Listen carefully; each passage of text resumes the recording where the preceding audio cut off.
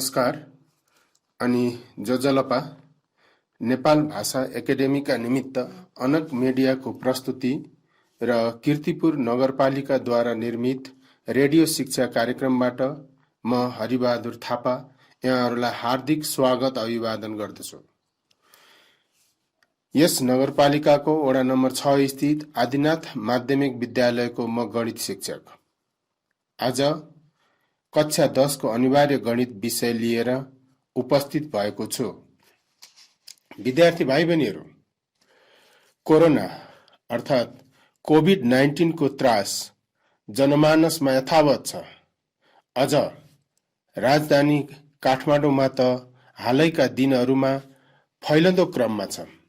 यसैले सबै भाइ बहिनीहरू घरभित्रै सुरक्षित रहन आफन्त लगायत साथीभाइहरू कहाँ पनि नजान अनुरोध गर्दछु।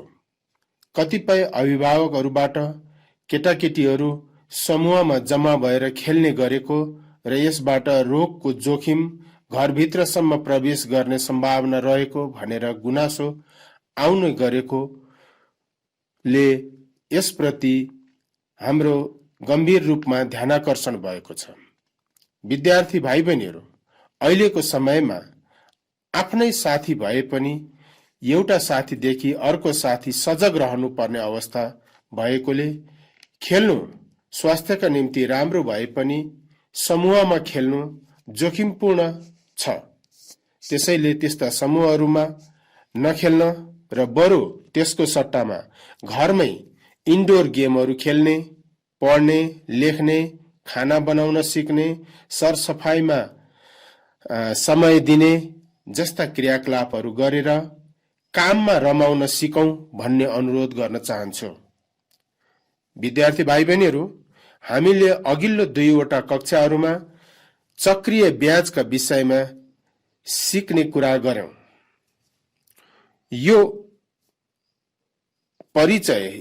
यसको परिचय, यस सम्बन्धी सूत्रहरू र यसको नलेज, अन्डरस्ट्यान्डिङ एवं एप्लिकेसन लेभलसम्मका केही समस्याहरू समाधान गर्ने सम्मका कुराहरू गर्यौं।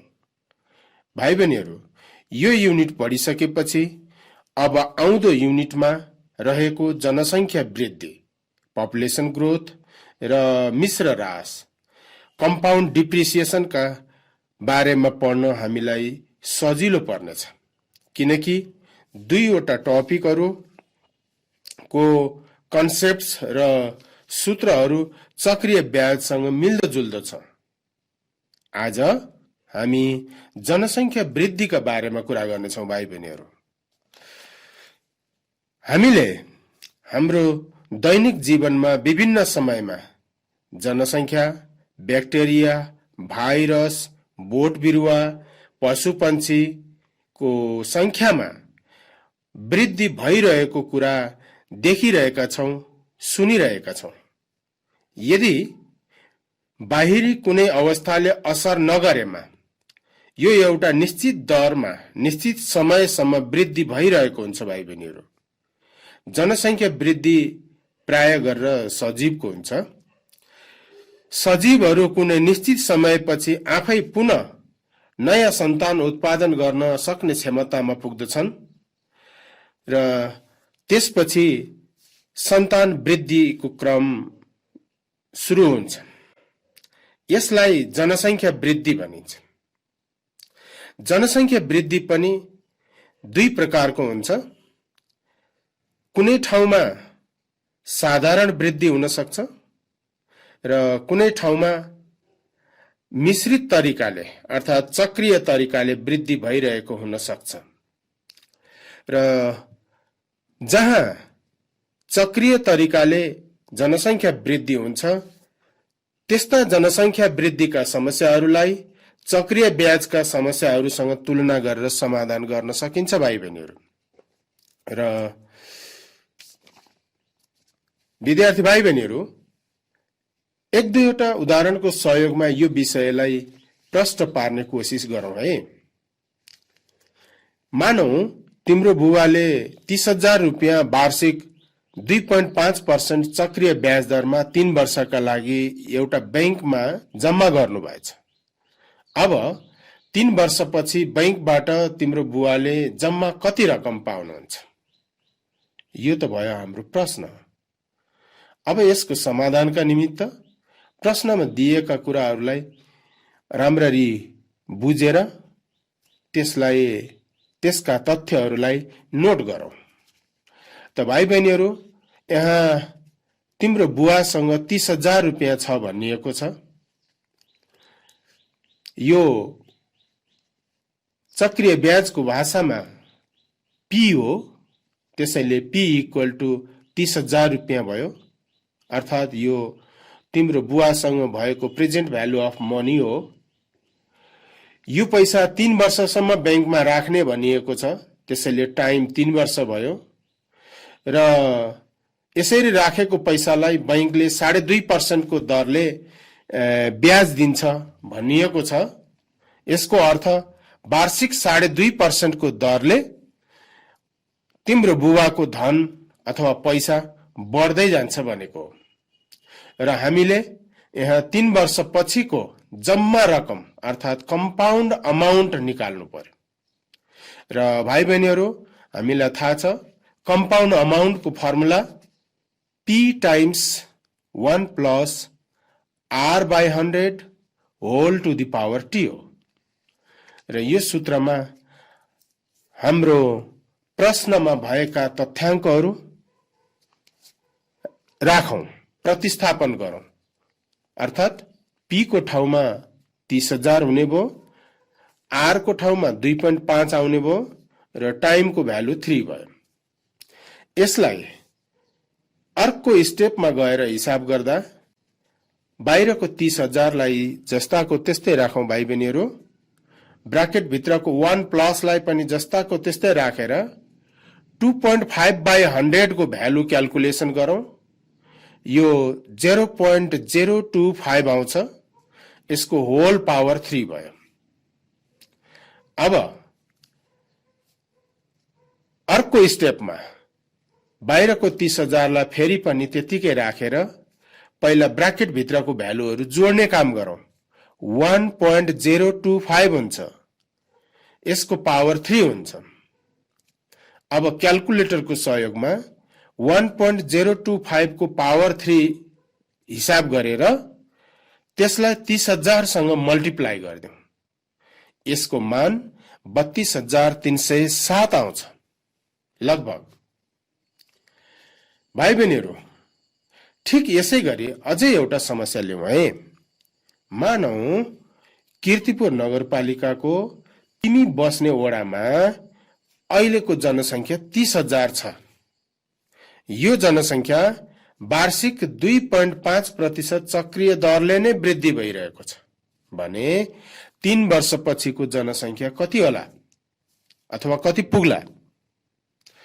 त भाइ बहिनीहरू, यो प्रश्नमा पनि अघिल्लो समस्यामा जस्तै नगरपालिकाको तिमी बस्ने वडाको हालको जनसंख्या 30,000 भयो, टाइम 3 वर्ष भयो, रेट 2.5%।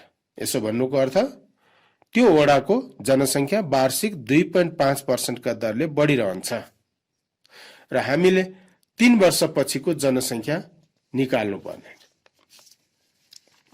भाइ बहिनीहरू, 3 वर्षपछिको जम्मा जनसंख्या निकाल्नु भन्दा अगाडि हामीले छलफलमा ल्याएका 2 वटा समस्याहरूलाई तुलना गरौं है। ल त भाइ बहिनीहरू, तिमीहरू पनि एकपटक सोच्ने कि कोशिश गर्यौ त के पायो? ल राम्ररी ध्यान दिएर सुन है अनि बुझ्ने कोशिश गर है त। हामी 2टा समस्यालाई तुलना गर्न लागिरहेका छौं। अघिल्लो समस्यामा तिम्रो बुवासँग भएको रकम 30,000 हो। पछिल्लो अर्थात् दोस्रो समस्यामा अहिले कीर्तिपुर नगरपालिका तिमी बस्ने वडाको जनसंख्या 30,000 हो। पहिलो समस्यामा टाइम 3 वर्षको छ। यसको अर्थ 3 वर्षसम्म त्यो रकम बढिरहन्छ भन्ने हो। दोस्रो समस्यामा टाइम 3 वर्ष नै छ। यसको अर्थ यो पनि 3 वर्षसम्म जनसङ्ख्या बढिरहन्छ भन्न खोजेको। पहिलो समस्यामा रेट 2.5% दिइएको छ। यसको अर्थ तिम्रो बुवाले बैंकमा राखेको पैसा वर्षेनी 2.5% चक्रीय पद्धतिमा बढिरहन्छ भनेको। दोस्रो समस्यामा पनि रेट 2.5% नै छ। यसको अर्थ तिम्रो वडाको जनसङ्ख्या पनि वर्षेनी 2.5% चक्रीय हिसाबले बढिरहन्छ भनेको। त भाइ बहिनीहरू, यसरी हेर्दा रकम पनि 30,000, जनसङ्ख्या पनि 30,000। दोस्रोमा रकम पनि 3 वर्षसम्म बढिरहने, जनसङ्ख्या पनि 3 वर्षसम्म बढिरहने भयो। तेस्रोमा रकम पनि 2.5% यानी कि 2.5% चक्रीय पद्धतिमा वर्षेनी बढ्ने भयो र जनसङ्ख्या पनि त्यस्तै गरी 2.5% कै चक्रीय दरमा बढिरहने कुरा गरियो। अर्थात् यी दुईटा समस्याहरूको नेचर अर्थात् भनौं स्वभाव एउटै छ। केवल एउटा रकमको कुरा भयो भने अर्को जनसङ्ख्याको कुरा भयो। यसरी दुवैको नेचर एउटै भएपछि रकम भए पनि 3 वर्षपछि त्यति नै हुनुपर्छ, जनसङ्ख्या भए पनि त्यति नै हुनुपर्छ, होइन र भाइ बहिनीहरू? रुपियाँ जनसङ्ख्या हुनुले केही फरक पार्दैन भाइ बहिनीहरू। बुझ्यौ त? त्यसो भए के अब तिमीहरू भन्न सक्छौ पछिल्लो समस्यामा 3 वर्षपछिको जनसङ्ख्या कति हुन्छ? पक्कै पनि तिमीहरूले सोचे जस्तै 3 वर्षपछिको जनसङ्ख्या 3 वर्षपछिको जनसङ्ख्या 3 वर्षपछिको जम्मा रकम जति भयो त्यति नै हुनुपर्छ। अर्थात् तिमी बस्ने वडाको 3 वर्षपछिको जनसङ्ख्या पनि 32,307 नै हुनुपर्छ। तसर्थ जनसङ्ख्या वृद्धिका समस्याहरूलाई पनि चक्रीय ब्याजकै समस्यासँग तुलना गरेर समाधान गर्न सकिँदो रहेछ। अब हामी जनसङ्ख्या वृद्धि पपुलेसन ग्रोथ सम्बन्धी सूत्र निर्माणको कुराहरू गरौँ है त। मानौ कुनै ठाउँको सुरुको जनसङ्ख्या P0 छ, जनसङ्ख्याको वृद्धि दर R% छ।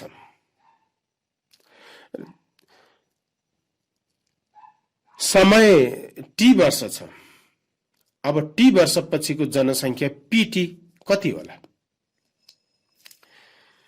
भाइ बहिनीहरू, अब हामी यसलाई पनि चक्रीय ब्याजको चक्रीय मिश्रधनको सूत्रसँग तुलना गर्न सक्दछौँ, किनकि T वर्षपछिको जनसङ्ख्या भन्नु र T वर्षपछिको कम्पाउन्ड अमाउन्ट भन्नु उस्तै कुरा हो। त्यसैले कम्पाउन्ड अमाउन्टको सूत्र प्रयोग गरौँ। CA = P × 1 + R/100 को पावर T भयो। यसलाई एक स्टेप अगाडि बढाउँ, हाम्रा मानहरू यसमा राखौँ।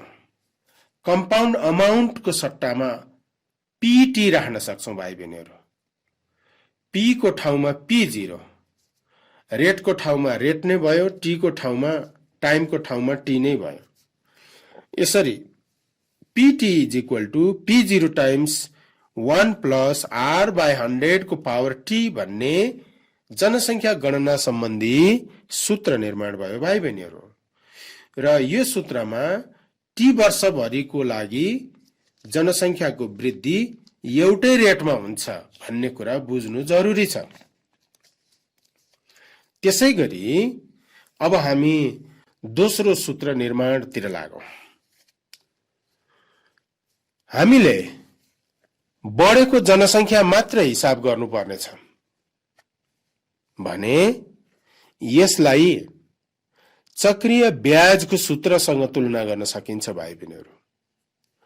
जसरी चक्रीय ब्याज भनेको पनि बढेको रकमको कुरा हो, त्यसैगरी यो बढेको जनसंख्या पनि कम्पाउन्ड इन्ट्रेस्ट जस्तै हुने भयो।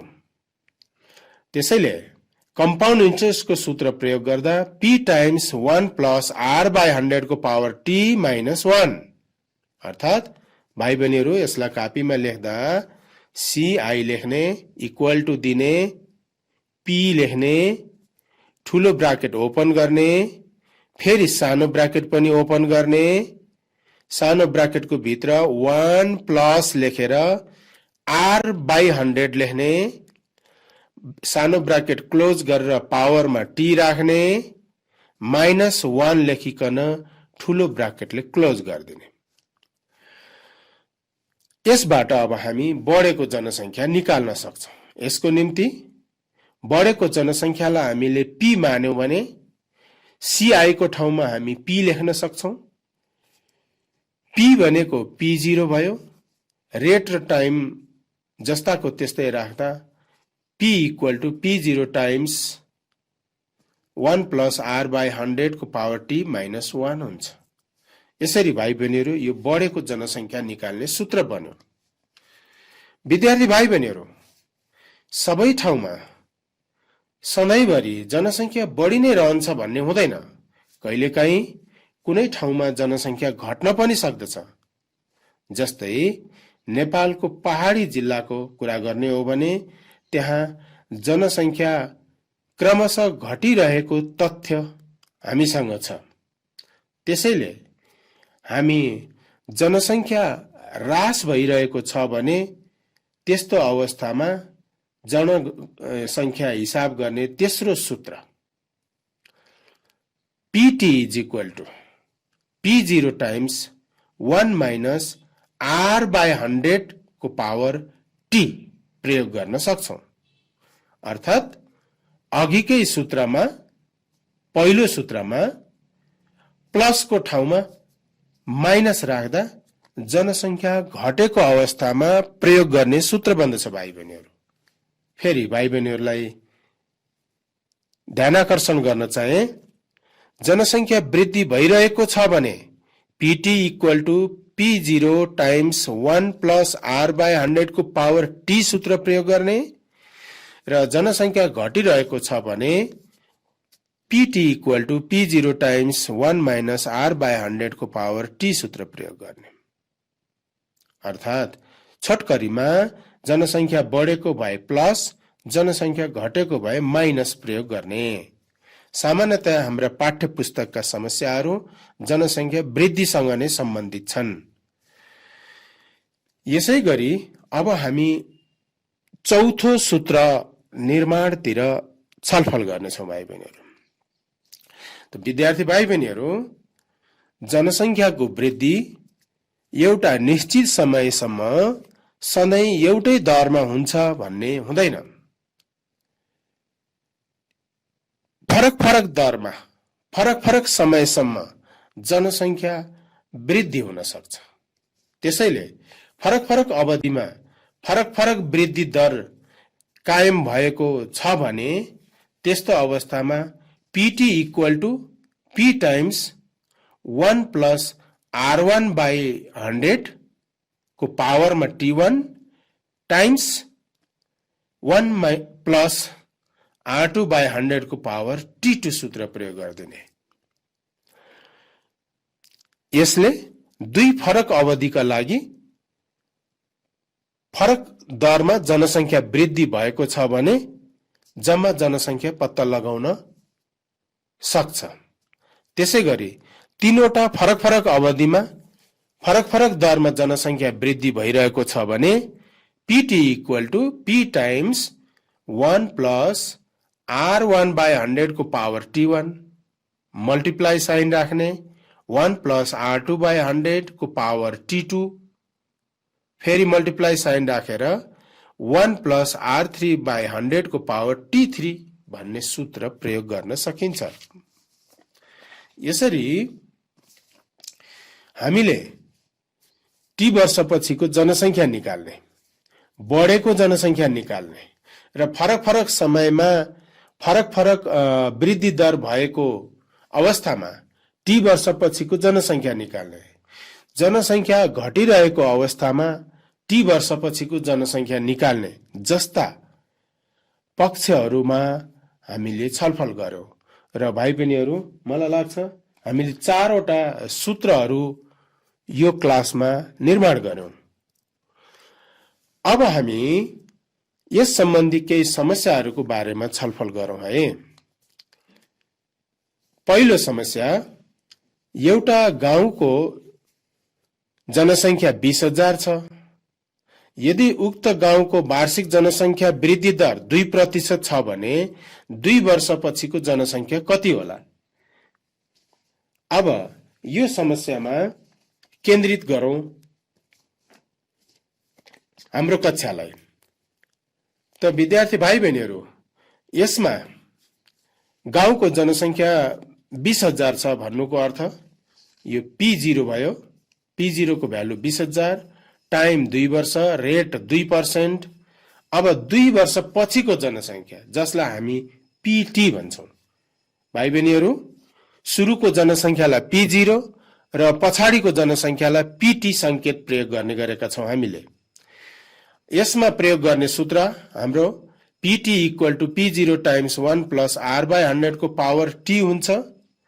यसमा विद्यार्थी भाइ बहिनीहरूले मान राख्न सक्नेछन्, दिएका मानहरू राख्न सक्नेछन् र यसको क्याल्कुलेटरको सहयोगबाट हिसाब गर्दा यो जनसङ्ख्या 20,808 आउँछ भाइ बहिनीहरू। त्यसैगरी अझै एउटा समस्या लिउँ है त। मानव एउटा शहरको हालको जनसङ्ख्या 66,550 छ। वार्षिक जनसङ्ख्या वृद्धि दर 10% छ भने 3 वर्ष अघि त्यो शहरको जनसङ्ख्या कति थियो होला भन्ने कुरा पत्ता लगाउँ। विद्यार्थी भाइ बहिनीहरू, यो प्रश्नमा हालको जनसङ्ख्या 66,550 छ, रेट 10% छ, टाइम 3 वर्ष छ र हामीलाई 3 वर्ष अगाडिको जनसङ्ख्या सोधिएको छ। त भाइ बहिनीहरू, यसमा ख्याल गर्नुपर्ने कुरा, अहिलेको जनसङ्ख्या 66,550 छ र 3 वर्ष अगाडिको जनसङ्ख्या सोधिएको हुनाले 3 वर्ष अगाडिको अर्थात् सुरुको जनसङ्ख्या P0 हुन्छ र 66,550 भन्ने जनसङ्ख्या चाहिँ PT हुन्छ। र यसमा पनि अघिकै सूत्र प्रयोग गरौं र यसको अहिले देब्रेतिरको PT को मान दिएको छ, त्यसैले लेफ्ट ह्यान्ड साइडमा 66,550 लेखौं। P0 को मान अहिले हामीलाई थाहा छैन, त्यसैले P0 लाई P0 नै राखिकन रेट र टाइमको मान राखौं र यसलाई 66,550 लाई यथावत राखेर P0 लाई यथावत राखेर 1 प्लस अब 10/100 को हिसाब गरौं। 10/100 को हिसाब गर्दा 0.1 आउँछ, पावरमा 3 बसिरहन्छ र फेरि अर्को स्टेप बढौं। 66,550 = P0 टाइम्स, अब ब्राकेट भित्र भएको 1 र 0.1 लाई जोडौं, 1.1 हुन्छ, पावरमा 3 भयो। अब 66,550 = 1.331 हुन्छ भाइ बहिनीहरू र यसबाट P0 को भ्यालु निकाल्दा 66,550 को मुनि 1.331 जाँदा यसको अन्तिम मान चाहिँ 50,000 आउँछ। यसरी हामीले जनसङ्ख्या वृद्धि सम्बन्धी हिसाबहरू गर्यौं। त भाइ बहिनीहरू, प्राविधिक मित्रबाट समय समाप्त भएको जानकारी प्राप्त भएकोले म आजको पाठ यही अन्त्य गर्न अनुमति माग्दछु। आजको यस कार्यक्रममा प्राविधिक सहयोग गर्नुहुने मित्रलाई धन्यवाद दिँदै आगामी हप्ता यही समयमा पुनः उपस्थित हुने बाचाका साथ आजलाई बिदा चाहन्छु। भाइ बहिनीहरू, छिनछिनमा साबुन पानीले हात राम्ररी धोएर घरमै सुरक्षित बस्नुहोला। नमस्कार, शुभ दिन।